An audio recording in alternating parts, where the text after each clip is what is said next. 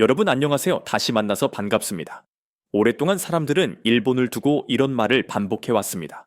일본은 자원이 없는 나라다. 처음 들으면 꽤 그럴듯하게 들립니다. 특히 우리가 미국처럼 석유도 많고 광물도 많고 농지도 끝없이 넓은 나라들을 기준으로 세상을 보는데 익숙해져 있다면 더 그렇죠. 그런데 잠시만 차분히 자료를 들여다보고 자원이 없다라는 말이 정확히 무슨 뜻인지 질문을 던져보면 이야기가 훨씬 복잡해집니다. 오늘 이 영상에서는 얼핏 보면 전혀 상관없어 보이는 두 가지 이야기를 함께 따라가 보려고 합니다. 하나는 자원이 없는 나라 일본이라는 이야기고, 다른 하나는 연구자들이 농담처럼 프랑켄 젤리라고 부르는 바닷속 작은 생물에 대한 이야기입니다. 그리고 이 두 이야기를 통해 결국 인간에게 가장 중요한 자원은 무엇인지라는 조금 더 큰 질문에 답을 찾아가 보려 합니다. 먼저 사람들은 왜 이렇게 쉽게 일본에게 자원 빈국이라는 딱지를 붙일까요? 미국을 기준점으로 삼으면 이유가 금방 보입니다. 미국에는 끝없이 펼쳐진 옥수수밭, 밀밭, 콩밭이 있고, 사막에는 유전이 있고, 곳곳에는 가스전과 탄광 금속 광산이 넓게 퍼져 있습니다.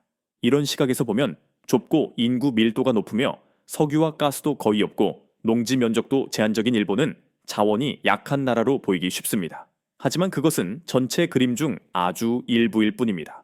관점을 조금만 바꿔보면 일본에는 자원이 없다라는 말이 얼마나 단순화된 표현인지, 심지어 글자 그대로 받아들이면 틀린 말이기까지 하다는 사실을 보여주는 사례들이 많이 나옵니다. 대표적인 예가 바로 숲입니다. 우리는 흔히 미국을 떠올릴 때 태평양 북서부 로키 산맥, 아팔레치아, 알래스카 같은 지역에 끝없는 숲을 상상합니다. 그런데 국토 면적에서 숲이 차지하는 비율만 놓고 보면 일본은 세계에서 숲 비율이 가장 높은 선진국 가운데 하나입니다. 일본 국토의 약 3분의 2가 산림으로 덮여 있습니다. 이것은 바다 한가운데 툭 튀어나온 맨바위 같은 나라의 모습이 아닙니다. 골짜기와 산비탈이 빽빽한 숲, 생태계로 가득 차 있는 산악국가의 모습입니다. 물론 전체 면적만 놓고 보면 미국의 숲이 훨씬 넓습니다. 미국 자체가 워낙 거대한 나라니까요. 하지만 누군가 일본에는 쓸만한 자원이 거의 없다라고 단정해 버린다면 적어도 숲이라는 항목에서는 사실이 아닙니다. 여기서 우리가 하나 중요한 점을 보기 시작합니다. 자원이 풍부하다 혹은 빈약하다라는 이미지는 대충 떠오르는 인상이나 사람들이 돌려 말하는 문장 하나로 정의할 수 있는 문제가 아니라는 것입니다. 이제 숲 이야기는 잠시 접어두고 바다 쪽으로 시선을 돌려보겠습니다. 미국은 동쪽의 대서양에서 서쪽의 태평양까지, 멕시코만 해서 알래스카까지 해안선이 길게 이어져 있고, 해외 영토까지 합치면 세계에서 가장 넓은 배타적 경제 수역을 가진 나라입니다. 덕분에 미국은 어업과 해상 운송, 해상 에너지에서 큰 이점을 누립니다. 일본은 국토 면적이 훨씬 작지만 질적인 면에서는 비슷한 강점을 가지고 있습니다. 일본은 길게 이어진 섬나라이고 이 섬들을 둘러싼 해역이 매우 비옥한 어장입니다. 일본 주변 바다는 여러 주요 해류가 만나는 지점이라 해양 생물이 풍부하게 보입니다. 역사적으로도 일본은 여러 시기에 어업 강국으로 군림해 왔습니다. 최근 들어 어획량 톤수 자체는 과잉 남획을 막기 위한 각종 규제의 영향도 받으면서 줄어들었지만 경제적 가치로 보면 일본의 수산업과 수산가공산업은 여전히 무시 못할 규모입니다. 여기서 포인트는 단순합니다. 물고기를 많이 잡는다고 해서 자동으로 부자가 되는 것도 아니고 어획량이 적다고 해서 자동으로 가난해지는 것도 아니라는 점입니다. 일본은 고급 수산물을 중심으로 독특한 식문화를 만들고 그 위에 수출 산업까지 키워냈습니다. 같은 자연 자원이라도 어떻게 가공하고 어떤 가치를 부여하느냐에 따라 한 단위의 자원이 만들어내는 부가가치는 완전히 달라집니다. 자원이란 단순히 몇 톤을 가지고 있느냐의 문제가 아니라 그 몇 톤을 가지고 무엇을 하느냐의 문제입니다. 이런 관점에서 보면 일본은 바다에서도 결코 빈손이 아닙니다. 그렇지만 많은 사람들에게 일본이 뭔가 불운한 나라처럼 느껴지게 만드는 요소가 하나 더 있습니다. 바로 자연재해입니다. 일본은 환태평양 조산대 위에 놓여 있습니다. 지각판이 부딪히고 미끄러지고 한 판이 다른 판 밑으로 파고드는 그 경계에 자리 잡고 있죠. 그래서 지진 쓰나미 화산이라는 단어는 일본과 거의 세트처럼 따라다닙니다. 미국과 비교해보자면 캘리포니아, 알래스카, 하와이처럼 지질학적으로 위험한 지역들만 골라 좁은 땅에 압축해 놓은 듯한 모습이라고 할 수 있습니다. 면적 대비 자연재해의 밀도가 엄청나게 높은 나라입니다. 그런데 이런 파괴를 일으키는 동일한 지각운동이 우리가 잘 이야기하지 않는 또 다른 자원을 만들어내기도 합니다. 바로 지열 에너지입니다. 지각판이 움직이고 갈리며 깊은 곳에 마그마가 이동할 때 지각에는 열이 축적됩니다. 일본처럼 화산과 온천이 많은 지역에서는 이 사실이 더 뚜렷하게 드러나죠. 뜨거운 암석과 뜨거운 물 수증기가 비교적 얕은 깊이에 자리 잡고 있고, 이론적으로 보면 사람들 발 아래에 아주 큰 청정 에너지가 깔려 있는 셈입니다. 일본에는 수만 개의 온천과 100개가 넘는 활화산이 있고, 지열 잠재력만 놓고 보면 세계 최상위권에 속합니다. 그럼에도 불구하고 각종 규제와 온천 관광 산업에 대한 우려 기술적 장벽 등 여러 이유가 겹치면서 발전용 지열 자원으로 실제 활용하고 있는 비율은 아직도 매우 낮습니다. 미국 입장에서 봐도 이 상황이 낯설지는 않습니다. 미국 역시 캘리포니아, 네바다 등 일부 지역에 상당한 지열 잠재력을 가지고 있지만, 지난 수십 년 동안 에너지 정책의 중심은 주로 석유와 가스, 석탄 원자력에 쏠려 있었습니다. 두 나라 모두 비슷한 이야기를 품고 있습니다. 자연은 재앙만 주는 것이 아니라 기회를 함께 줍니다. 그 기회를 실제로 잡을 수 있느냐 없느냐는 정책, 기술, 사회적 선택의 문제입니다. 이제 전체 그림을 균형 있게 다시 그려보면 전통적인 의미의 자원만 따졌을 때 일본이 불리한 위치에 있다는 말은 여전히 맞습니다. 일본에는 베네수엘라나 걸프 지역처럼 거대한 유전이 있는 것도 아니고, 미국 중서부처럼 끝없이 이어지는 밀밭과 옥수수 밭이 있는 것도 아닙니다. 금속 광석 매장량도 제한적이고 아주 비옥한 평야도 그리 넓지 않습니다. 에너지와 식량의 상당 부분을 수입에 의존해야 합니다. 그런데도 일본은 이런 약점을 안고 1968년에 미국에 이어 세계 2위 경제 대국의 자리에 올랐고, 중국이 추월한 2010년까지 오랜 기간 그 위치를 지켰습니다. 이 사실이 말해주는 바는 분명합니다. 땅속과 지표 위에 있는 물리적 자원은 중요하지만 그것만이 운명을 좌우하는 유일한 변수는 아니라는 것입니다. 일본은 눈에 보이지 않는 자원으로 그 부족분을 메웠습니다. 교육 수준, 기술력 규율을 중시하는 문화, 조직적으로 움직이는 능력 전쟁과 재해 경제 위기 이후에도 다시 일어서려는 의지, 이런 것들이 모두 눈에 보이지 않는 자원입니다. 이 점은 미국에게도 중요한 경고입니다. 미국은 지구에서 가장 강력한 천연자원 패키지를 가진 나라 가운데 하나입니다. 하지만 지식과학기술에 대한 투자노동, 윤리, 사회적 결속 같은 부분을 소홀히 한다면 이 자원 우위는 서서히 희미해질 수 있습니다.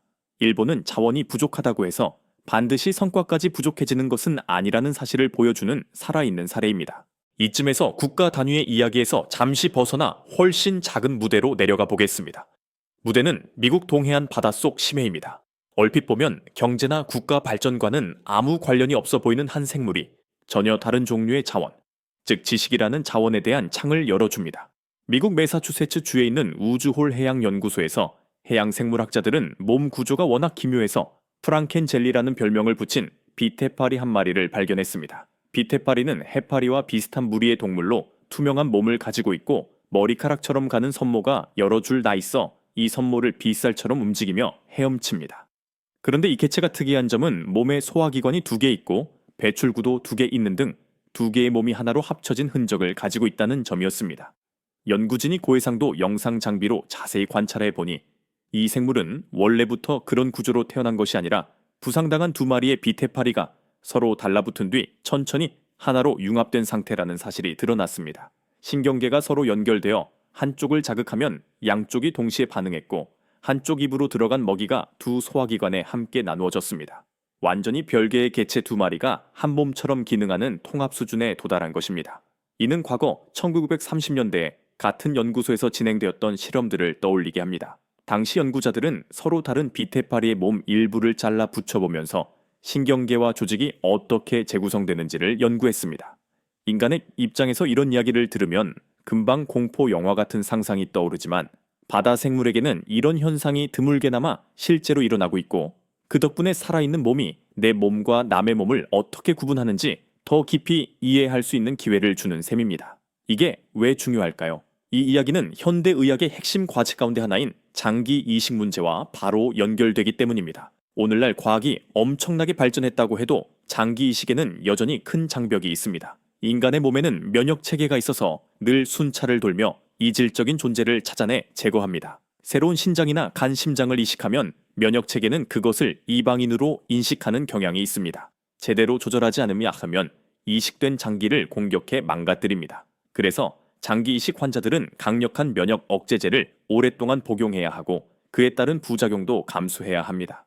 몸이 자기와 남을 가려내는 이 과정을 전문 용어로 동종인식이라고 부릅니다. 인간에게 이 시스템은 매우 엄격합니다. 세균과 바이러스 이상 세포로부터 우리를 지켜주지만 동시에 손상된 장기를 다른 것으로 바꾸는 능력에는 큰 제약을 걸어놓는 셈입니다. 그렇기 때문에 비테파리 같은 생물이 두 몸을 합치고 신경계와 소화기관까지 공유하면서도 상대를 파괴하지 않고 공존한다는 사실은 엄청나게 흥미로운 단서입니다.